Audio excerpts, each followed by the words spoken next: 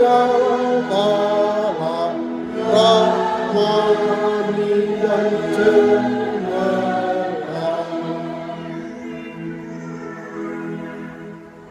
damai sejahtera Allah yang melampaui segala akal, itulah kiranya memelihara hati dan pikiranmu dalam Kristus Yesus Tuhan kita. Amin.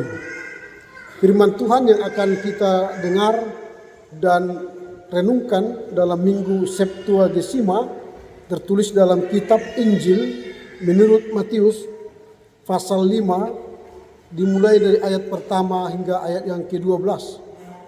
Demikian tertulis, saya baca dari Alkitab terjemahan baru 2. Khotbah di bukit, ucapan bahagia. Ketika Yesus melihat orang banyak itu, naiklah ia ke atas bukit, dan setelah ia duduk, datanglah murid-muridnya kepadanya. Yesus pun mulai berbicara dan mengajar mereka, katanya, "Berbahagialah orang yang miskin di hadapan Allah, karena merekalah yang empunya kerajaan surga. Berbahagialah orang yang berduka cita, karena mereka akan dihibur. Berbahagialah orang yang lemah lembut, karena mereka akan memiliki bumi. Berbahagialah orang yang lapar dan haus akan kebenaran, karena mereka akan dipuaskan. Berbahagialah orang yang berbelas kasihan, karena mereka akan beroleh belas kasihan. Berbahagialah orang yang suci hatinya, karena mereka akan melihat Allah. Berbahagialah orang yang membawa damai, karena mereka akan disebut anak-anak Allah.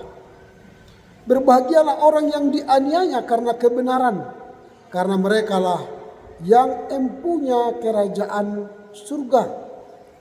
Berbahagialah kamu jika karena aku orang mencela dan menganiaya kamu, serta menunjukkan segala fitnah kepadamu. Bersukacitalah dan bergembiralah, karena upahmu besar di surga. Sebab demikian juga telah dianiaya nabi-nabi yang sebelum kamu." Demikian firman Tuhan. Yesus aku umatmu yang mendambakan berfirman dan arahkan padamu hati dan seluruh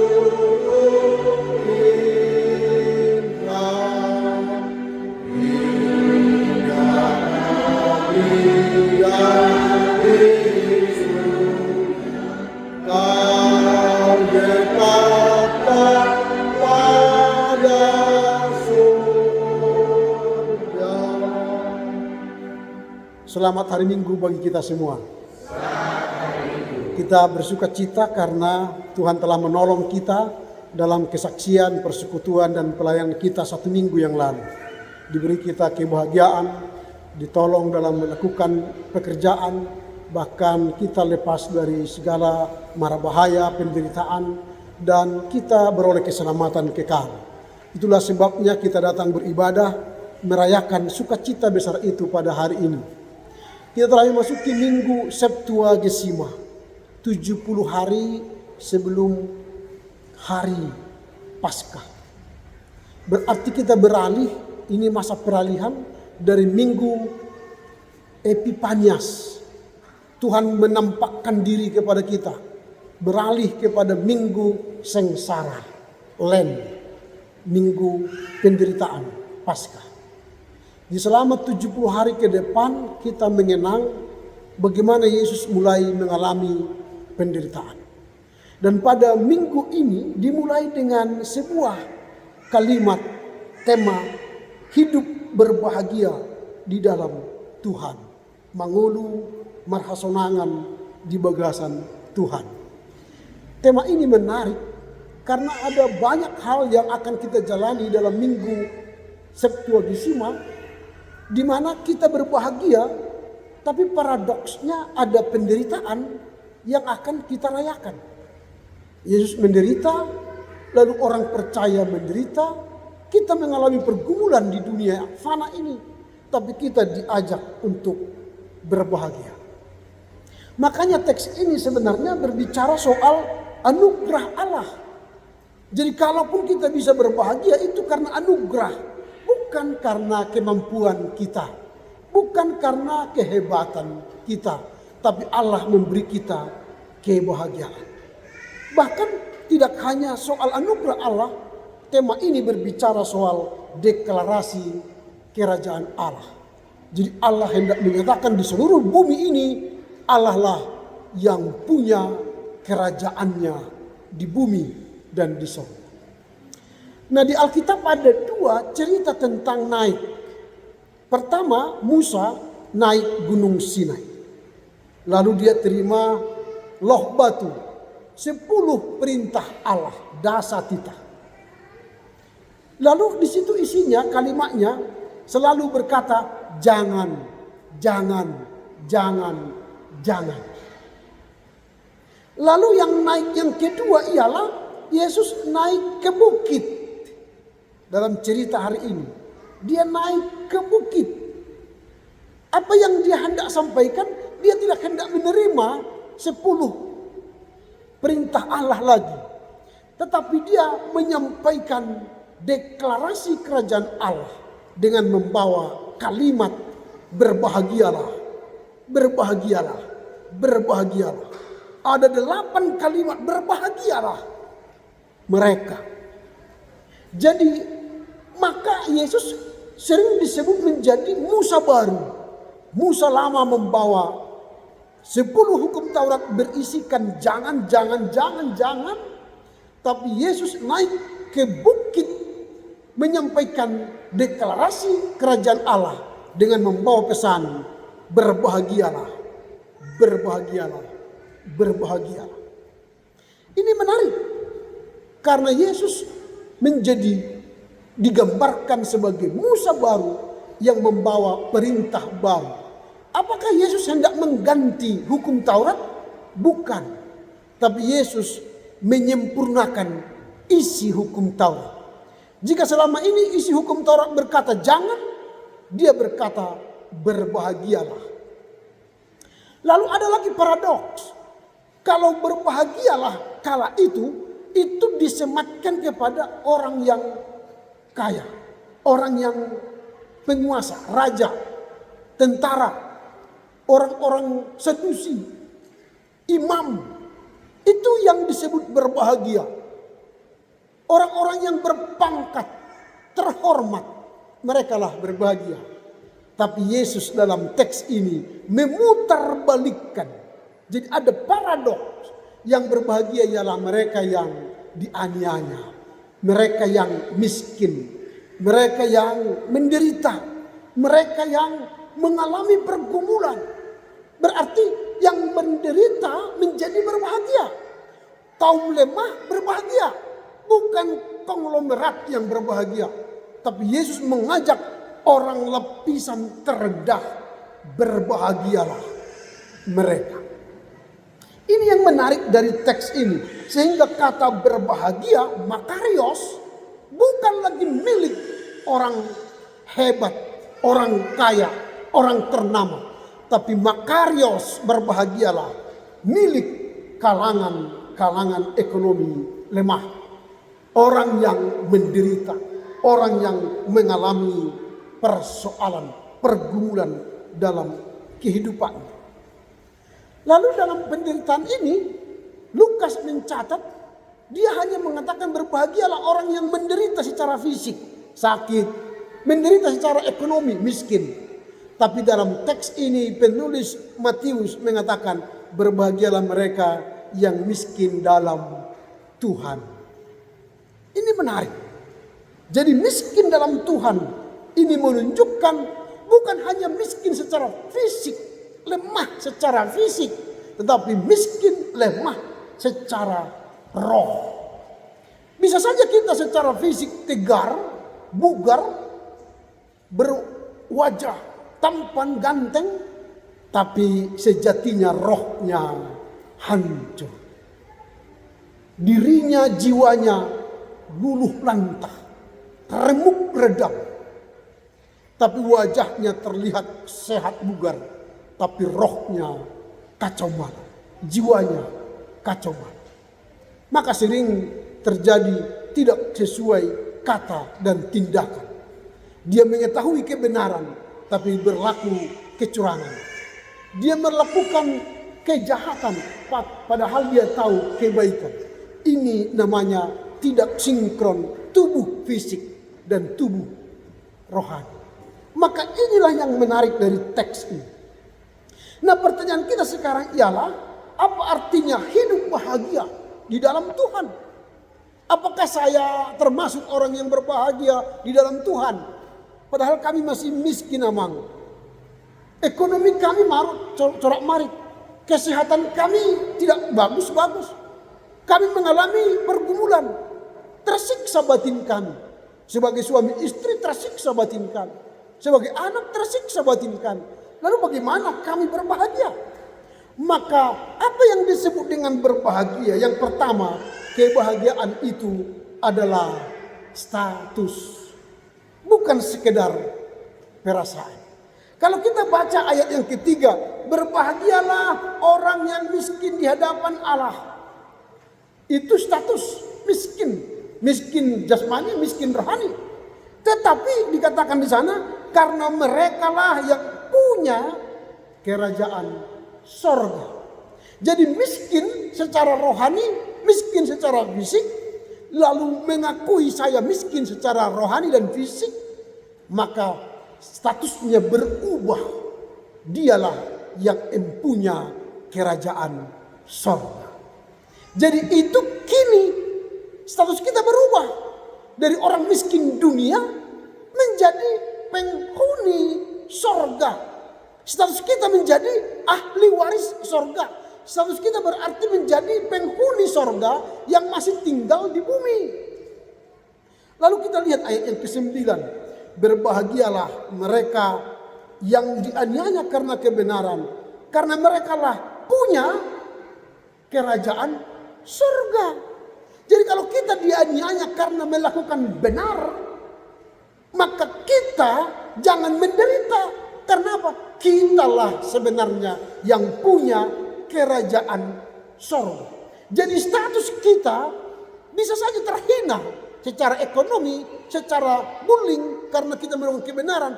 Bila kondi sebotoi diri ini nak aran ini mau melakukan kebenaran kan? Tidak apa-apa. Karena apa?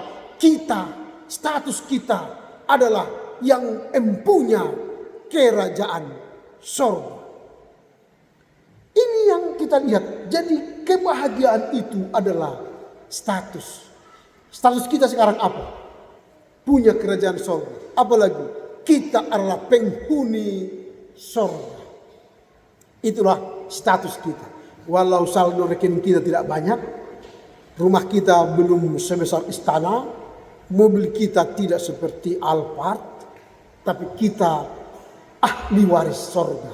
Kita punya kerajaan surga. Status kita adalah penghuni surga yang tinggal di ruko rumah kontrakan. Status kita anak surgawi walau kita masih naik sepeda motor. Kita adalah anak surgawi walau kita masih pegawai rendahan. Jadi kebahagiaan ialah soal status. Jadi berbahagialah kita yang hadir saat ini, karena kitalah punya kerajaan sorga dan penghuni sorga yang masih tinggal di GKPA diaspora. Tapi jangan duluan ke sorga.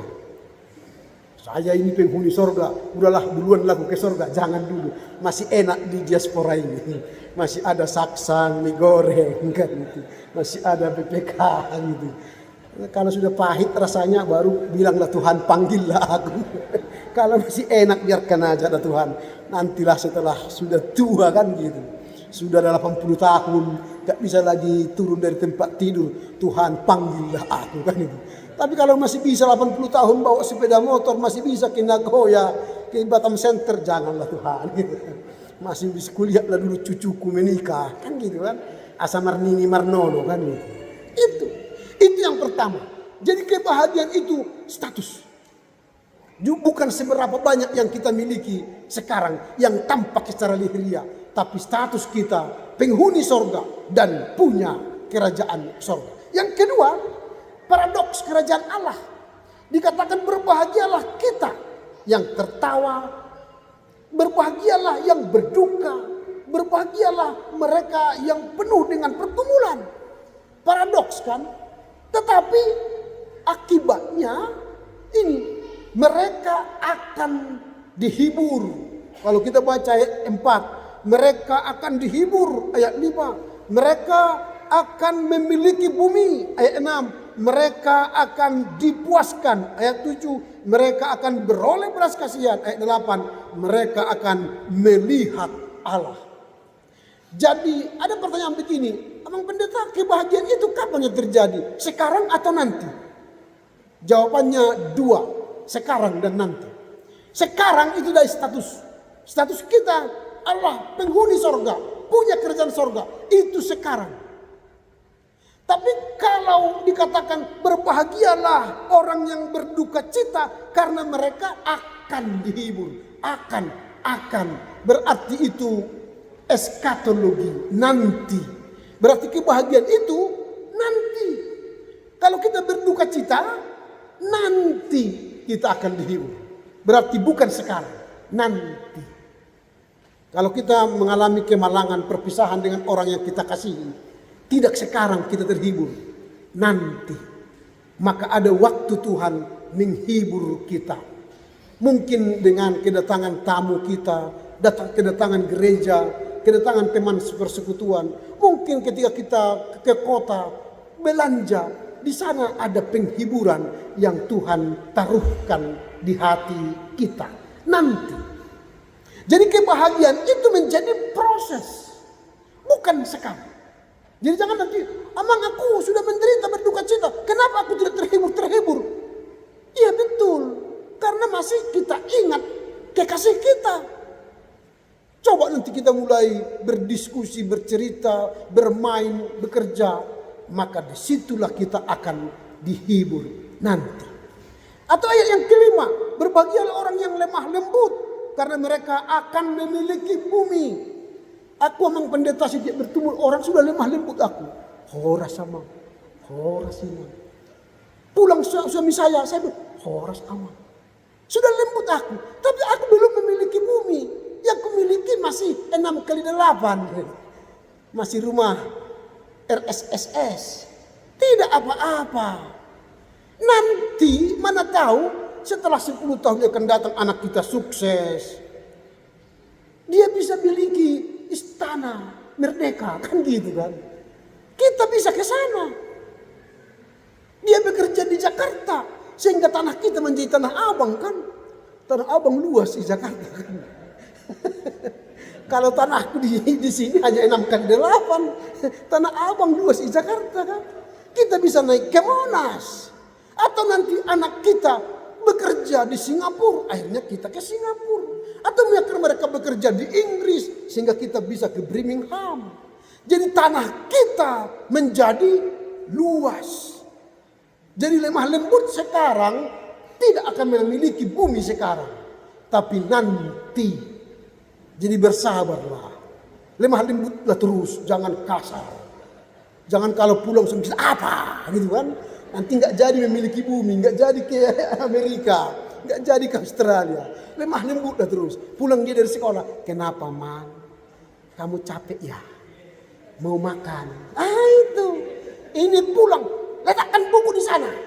Sapu piring, sapu ini. Dia masih capek pulang dari sekolah, sudah direpeti habis tingkat tinggi kan. Dia pun akhirnya macam mananya mama ini.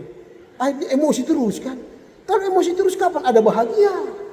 Sambutlah dia seperti Tuhan besar. Selamat siang Tuhan besar. Kamu udah capek ya belajar matematika? Ada kesulitanmu? Sini Amang kasih tahu tips menghadapi matematika. Senang dia. Ujian besok-besoknya nilai 10. Tapi kalau pulang, apa? Bodoh kali kau yang seperti opungmu. Ujian nilai 5 lagi. Karena kita katakan dia bodoh. Karena ucapanmu adalah doamu. Kalau dia dapat 5, wah keren kali dapat 5. Besok-besok nilai 6 ya. Sehingga dia naik 6. Besok-besok nilai 10 ya, naik 10. Jadi kita harus lemah lembut. Supaya apa? Dunia kita makin luas. Mereka akan bawa kita nanti kemana-mana. Kalau kita mungkin hanya di Batam, tapi mereka nanti kemana-mana.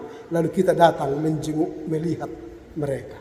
Itu yang kedua, paradoks kerajaan Allah. Yang ketiga, dimensi sudah dan belum. Tadi sudah saya katakan, ada yang sudah kita punya status penghuni sorga, punya sorga. Tapi ada yang belum. Itu yang ketiga. Sehingga kita beroleh damai sejahtera. Bagaimana caranya? Yang pertama tadi, kebahagiaan itu adalah status. Nah, persoalan kita sekarang, bagaimanakah kita nyatakan tema ini, kebahagiaan di dalam Tuhan, dalam kehidupan kita di minggu Septuagesima, yang adalah mulai masuk dalam minggu sengsara Tuhan. Apa yang harus kita lakukan? Bagaimana kita bersikap sehingga kita terus berbahagia? Yang pertama yang kita lakukan ialah kita harus mendefinisi ulang bahagia itu. Jadi bahagia bukan lagi milik orang yang hebat, bukan milik orang yang kaya, tapi kebahagiaan itu milik kita bersama. Baik kaya miskin, baik pengusaha atau tidak pengusaha, baik berpendidikan tidak berpendidikan, kita sama-sama berbahagia. Karena apa? Kita adalah ahli waris kerajaan sorga. Sehingga menjadi bahagia itu tidaklah sulit. Menjadi bahagia itu ialah sederhana. Katakan kepada diri kita, aku ini adalah pewaris kerajaan sorga, penghuni sorga, punya kerajaan sorga. Maka kita telah bahagia. Tapi ada banyak orang yang pura-pura bahagia. Ketika foto, ayo senyum, senyum, senyum. Bikin tangan. Pura-pura bahagia. Padahal kesehariannya bukan bahagia. Itu namanya pura-pura bahagia. Jangan pura-pura bahagia. Kalau berfoto, bahagialah. Gitu. Ada orang terpaksa bahagia karena berfoto. Senyum. Tunjukkan gigi. Gitu. Padahal sejatinya dia tidak mau tunjukkan giginya. Itu pura-pura bahagia. Jangan begitu. Bahagia itu sederhana. Kita adalah warga kerajaan sorga, sederhana. Kita punya Allah di dalam Yesus Kristus, sederhana. Maka kitalah orang yang berbahagia. Yang kedua, kita harus memahami dan meyakini bahwa ada kekuatan di balik kelemahan. Jadi kalau dikatakan berbahagialah orang miskin, lemah. Berbahagialah orang yang berduka cita, lemah. Berbahagialah orang yang lapar, lemah. Tetapi di balik kelemahan itu ada kekuatan. Paulus berkali-kali mengatakan, Tuhan berikanlah aku kesembuhan karena aku memiliki penyakit. Lalu Tuhan menjawab apa? Biarlah kelemahanmu menjadi kekuatan. Tuhan tidak jawab, iya sembuhlah kau. Tapi Tuhan mengatakan, biarlah kelemahanmu menjadi kekuatan. Sehingga Paulus selalu berharap Tuhan menolongnya. Dikala dia lemah, dikala dia menderita, dikala dia mengalami pergumulan. Maka kita pun begitu. Dikala kita berduka cita, dikala kita lemah, dikala kita mengalami pergumulan, dianiaya, maka disitulah kita memiliki bumi, disitulah kita dihibur, disitulah kita beroleh belas kasihan Allah. Jadi ada kekuatan di dalam setiap kelemahan kita. Lalu yang ketiga, apalagi bagaimana cara kita menikmati kebahagiaan di dalam Tuhan. Kebahagiaan itu saya katakan tadi, bukan hanya emosi perasaan saja. Tapi bahagia itu ialah soal status kita, bahwa kita penghuni sorga yang tinggal di bumi. Yang terakhir, bagaimanakah kebahagiaan itu bisa kita rasakan? Ada beberapa catatan menurut kesaksian Yesus di dalam teks ini. Ketika Yesus mengatakan ayat 3 sampai ayat yang ke-10, berbahagialah mereka. Baru dikatakan supaya mereka empunya memiliki. Jadi mereka. Tetapi ayat yang ke-11 dan 12, Yesus bukan lagi mengatakan berbahagialah mereka. Tapi apa dikatakan Yesus? Berbahagialah kamu. Itu sekarang bukan kebahagiaan itu untuk mereka lagi. Tetapi kebahagiaan itu sekarang untuk siapa? Kamu. Jadi berubah. Ayat 11 dan 12 bukan untuk orang lain lagi kebahagiaan. Tapi berbahagialah kamu. Lalu dikatakan Yesus ayat 11 itu. Berbahagialah kamu jika karena aku engkau dicela, dianiaya, engkau menerima segala fitnah. Jadi kalau kita dicela orang karena berbuat kebenaran, kita difitnah karena kita mungkin dikatakan Tuhan kalian mati, kalian anak Tuhan, kalian beranak, dicaci maki di media sosial atau dalam kehidupan sehari-hari, dipinggirkan, dikucilkan. Tetapi kamu harus berbahagia. Lalu ayat 13 ditambahkan, kamu bukan hanya berbahagia, tapi ayat yang ke-13, upahmu besar di surga. Jadi ini adalah tugas kita sekarang. Kebahagiaan itu bukan milik mereka.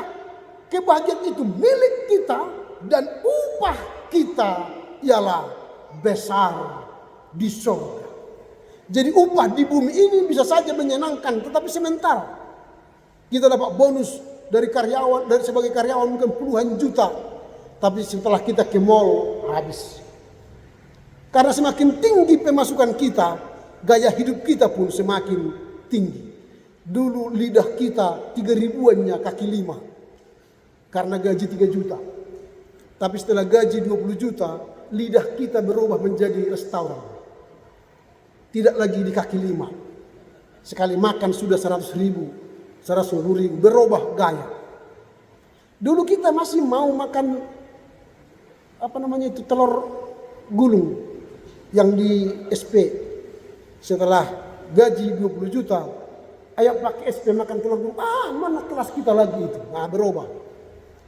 Jadi jangan seperti itu. Kita tirulah semangat John Calvin. Ketika dia bertambah berkat dalam dirinya, dia bukan semakin berubah gaya hidupnya, tetapi pemberiannya kepada Tuhannya yang makin bertambah. Saya ulangi, ketika Johannes Calvin semakin diberkati Tuhan secara ekonomi, gaya hidupnya tetap, tapi pemberiannya kepada Tuhan meningkat. Jadi kalau gajiku 3 juta, aku kasih persembahan 100 ribu. Tapi setelah 30 juta, beranikah memberikan 3 juta? Atau tetap 100 ribu? Di situ persoalan iman kita. Jadi upahmu besar di sorga, itu menunjukkan kualitas iman kita. Apakah ketika kita punya upah besar di sorga, di bumi ini pun kita memberi dari kita untuk kerajaan Allah. Itu yang menjadi tanggung jawab kita sebagai umat percaya. Terakhir penutup. Tadi di Warta Jemaat, tahun ini kita akan menerima kesempatan untuk menjadi tuan rumah tahun penguatan kemandirian. Besok malam kami akan bertemu dengan PHP, berbicara soal pemekaran resort Batam khusus Batam dan resort Barelang. Dan juga tahun kemandirian, bagaimana caranya. Karena kita dipilih sebagai tuan rumah, ada pemikiran kami. Nanti mungkin ini menjadi sebuah pemikiran untuk dilaksanakan, supaya kita bersama-sama merayakan tahun kemandirian itu di Batam. Maka nanti semua pendeta yang hadir di sini, dalam rangka sharing distrik 5, akan melayani di seluruh resort Batam ini. Di Batam, Jaitun, Jericho, dan Diaspora. Tapi jam masuk kita percepat. Misalnya jam 8 pagi atau 8.30. Semua pendeta nanti melayani di resort ini. Habis itu kita beribadah jam 11. Dalam rangka tahun penguatan kemandirian yang dihadiri oleh pucuk pimpinan GKPA. Sehingga kita terlihat bersama, bahagia bersama. Karena upahmu besar di surga. Karena jarang-jarang, karena sudah terpisah nanti kita dari resort Batam, resort khusus Batam, dengan resort Barelang, sudah mulai kita akan membangun komunitas baru di resort yang baru.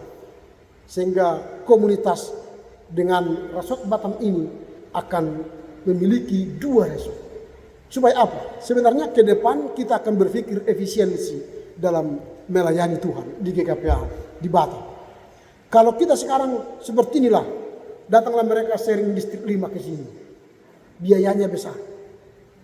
Lalu kami coba ke sana kalau sharing ke Pekanbaru atau ke Kulim atau ke Pengsekaki, biayanya besar.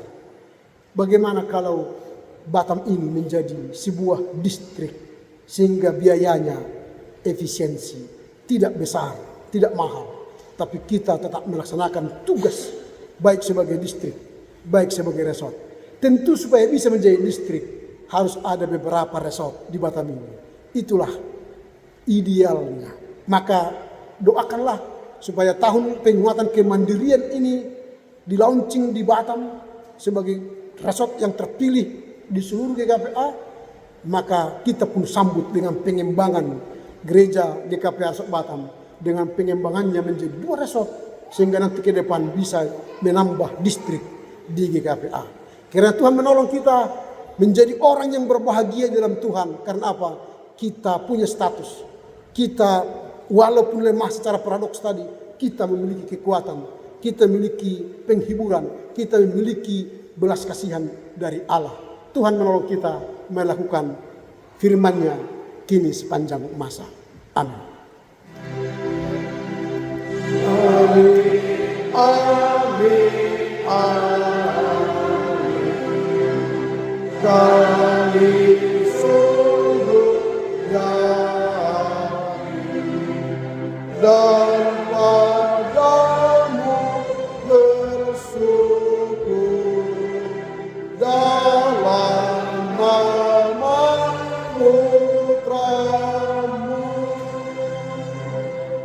Terima kasih Bapa, firman-Mu yang menjadi penguat dalam iman kami telah kami dengar.